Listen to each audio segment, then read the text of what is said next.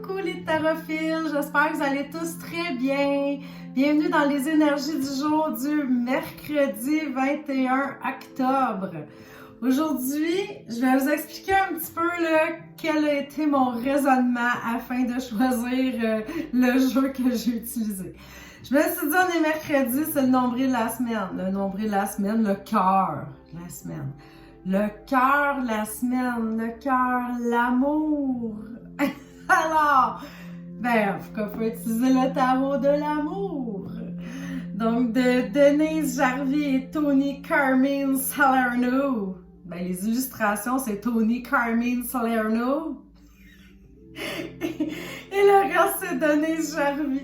Non, c'est un très beau jeu, là, je blague, là, mais sans faire ça, les illustrations, mais regardez juste le boîtier, là, c'en est une des cartes là, qui est là, puis sont vraiment, vraiment jolies, là, c'est un très, très, très beau jeu. Ça s'appelle le tarot de l'amour, mais on parle pas nécessairement juste d'amour.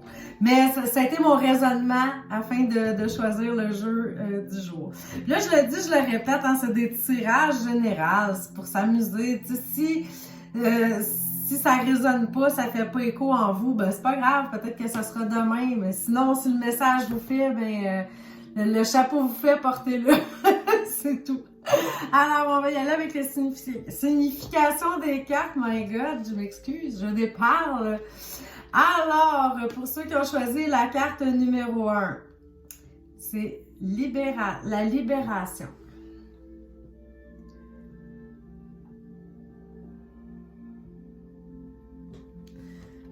Que veut dire la libération? On se libère, Annie, c'est ça que ça veut dire. Mais oui, mais un peu plus, mais d'après vous. Je délire vraiment, matin. La libération. Signification.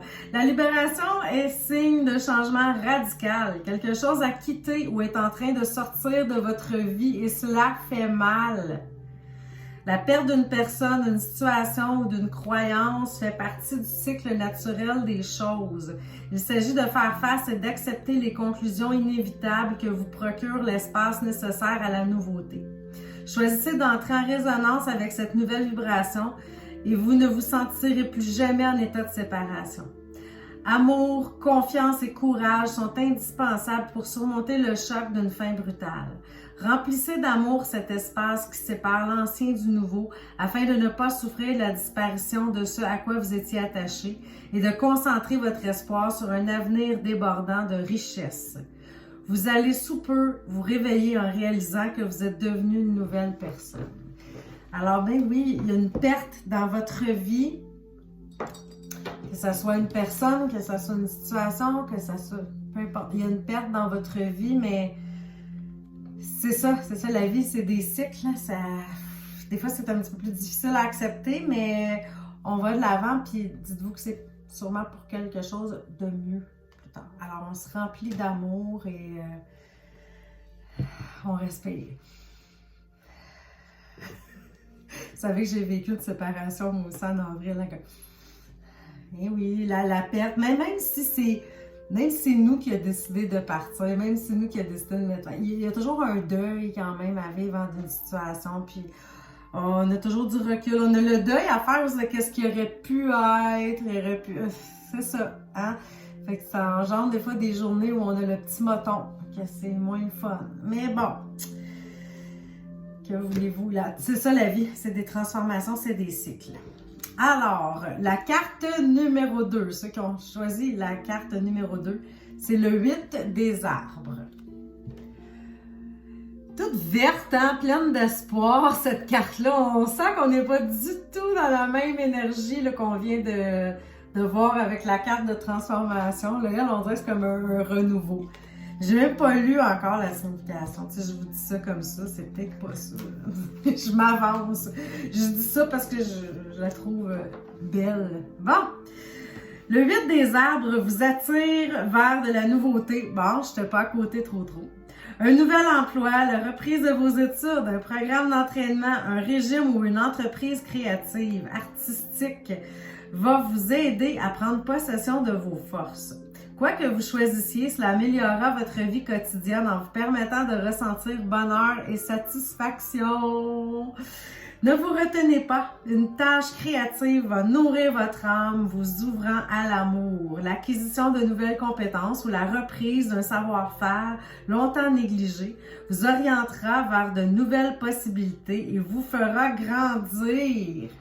Alors ben oui, ben c'est ça, c'est des nouveautés, c'est wow, un nouveau programme, un nouvel emploi, reprise de tout, en tout cas ça bouge, ça brasse, c'est peut-être une nouvelle passion aussi, en tout cas, il y a quelque chose qui se met en place dans votre vie, là, de ceux qui ont pris la carte numéro 2 et c'est très, très, très positif.